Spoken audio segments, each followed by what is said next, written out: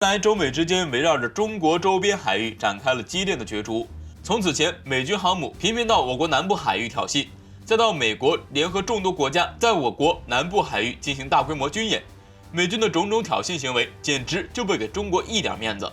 然而近期美媒却反过来夸赞中国，这究竟是怎么回事？据环球网援引美国商业内幕报道中称，在当今时代，俄罗斯和中国的新型导弹可能会对美国航母构成致命性的威胁。这主要是由于近段时间俄罗斯和中国分别试射了锆石高超音速导弹以及东风21D、东风26B 弹道导弹。随后，美媒补充道，中国此前试射的2枚东风反舰弹道导弹，在某种程度上要比俄罗斯的锆石高超音速导弹飞得更快、更高、更远。再加上这2款东风弹道导弹都搭配了特殊巡航系统，这种巡航系统能够轻易突破美军航母的反导系统，这不仅使得美军航母不得不在东风导弹的射程范围外保持航行，同时美军航母的舰载机也不能轻易靠近。要知道，美国在第2次世界大战的洗礼之下，已然成为了军事领域的头号强国。但随着近年来的发展，中国、俄罗斯已逐渐成为美国头号竞争对手，并且美国曾一直引以为傲的海上霸主地位正接受来自中国的挑战。尽管美军在2战后建造了10几支航母战斗编队，但中国的高超音速导弹以及反舰弹道导弹正在使得美军的航母变得不再占有优势。其中，俄罗斯最强大的锆石高超音速导弹，该导弹最大射程为1000公里，最大飞行高度为2.8万米，速度更是能够达到9马赫。这种超强的高超音速飞行能力对美军航母简直就是噩梦。同样令美军感到害怕的东风21D以及东风26B 反舰弹道导弹。东风21D作为世界上首个反舰弹道导弹，美军更是亲切地称其为航母杀手。这主要是由于东风21D 的导弹射程为2700公里，射速在10马赫左右。最值得注意的是，东风21D 的导弹末端加装了一个自导系统，这种系统能够使导弹在飞行过程中改变飞行轨迹，从而使得对手的反导系统难以预测该导弹的飞行轨迹。这也就是为何美军航母会对东风21D 如此害怕。而同样作为东风家族的东风26B 弹道导弹，该导弹射程为5000公里，其最高时速能够达到惊人的18马赫。正因为其超强的速度，也让美军的反导系统束手无策，因此美军对于东风26B 导弹的速度同样也是十分忌惮的。事实上，东风21D 以及东风26B 2款弹道导弹还只是中国导弹的冰山一角，因此美军害怕中国导弹是可以理解的。毕竟伴随着中国导弹事业近10年来的发展，中国导弹技术依然成为了世界领先水平。最后奉劝美军的一些人员，千万不要想在导弹方面打败中国。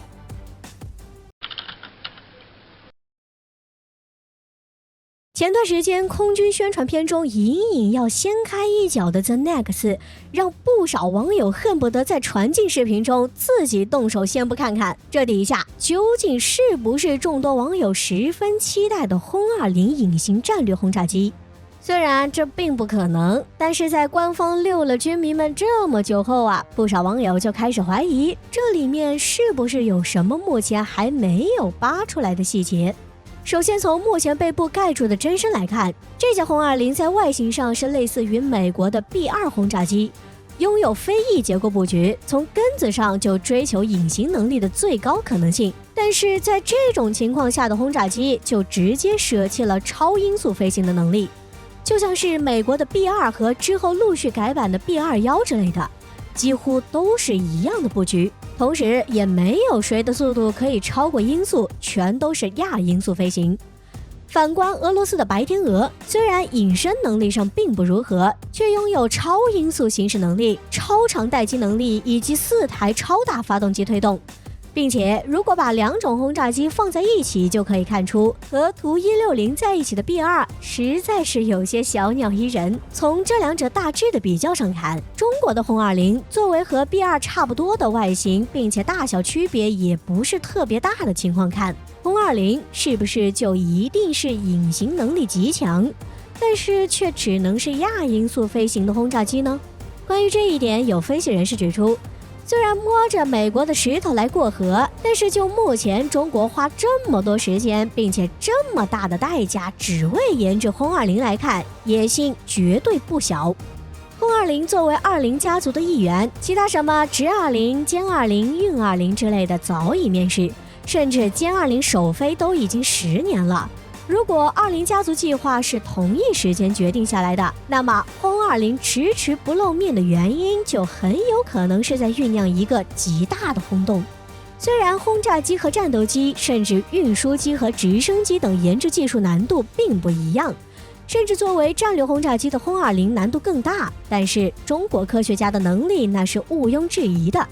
各项发展更是给所有人一个又一个的惊喜。所以在轰20面世时间越来越长的时候，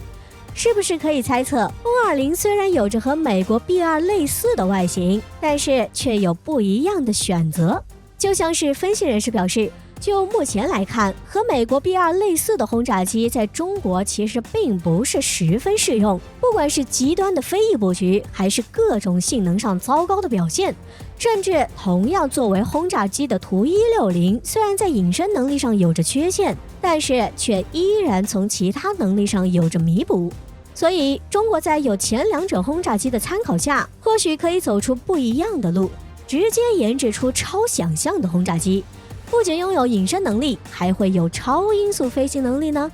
毕竟轰20不仅没有赶上2020年面世，甚至在2021年也不知道会不会正式首飞。从近些年，中国研发团队一向都是只有提前，可没几个推后，除非是中途重新推翻了最开始的设计。就这些推测来看，最后出来的轰20或许真的能超出想象。前不久，中国空军与巴基斯坦空军进行了一次代号为“雄鹰”的军事演习。值得一提的是，在这次演习中，我国派出的歼10C 战斗机并没有任何涂装或标志，因此有不少人猜测，这架没有经过涂装的歼10C 战斗机很有可能会直接交付给巴基斯坦空军。毕竟此前已经有了先例。那么如果说巴基斯坦空军接收了歼10C 战斗机的话，他们能够对抗印度空军的阵风战斗机吗？对此，美国媒体将这2款战斗机进行了对比。据美国军事观察网站报道，歼10C 战斗机的大小、空气动力学特性以及武器等系统都能够与法国达索公司的阵风战斗机相媲美。随后，美国媒体就歼10C、阵风2款战斗机进行了一次对比。该媒体指出，中国的歼10C 战斗机使用了单个涡扇10C 发动机，这款战斗机能够产生145到150千牛的推力，而法国达索公司生产的阵风战斗机则使用了2个 M88 发动机，每个 M88 发动机能够产生75千牛的推力。由此可见，这2款战斗机发动机的功率几乎都差不多。虽然说阵风战斗机非常轻巧，但是它还是得使用2台航空发动机，所以说这一点体现出了法国航空发动机工业的局限性。最为重要的是，歼10C 战斗机和阵风战斗机虽然各有优势，但是法国达索公司的阵风战斗机有一个非常重要的一点，不如中国的歼10C 战斗机。